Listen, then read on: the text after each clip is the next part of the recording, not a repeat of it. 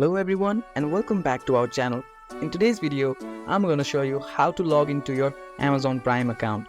So without any further ado, let's get into it. So at first, open your preferred web browser. Now go to Amazon Prime website. Once you're in the website, click on the profile at the top right corner and click on Sign In. Now we can use Amazon account details to sign into Prime Video. Enter your Amazon account, click on Continue, enter your Amazon account password. After you enter your password, simply click on Sign In button.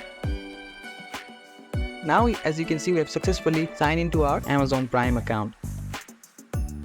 If you found this video helpful, don't forget to give this video a thumbs up and subscribe to our channel for more tutorials like this.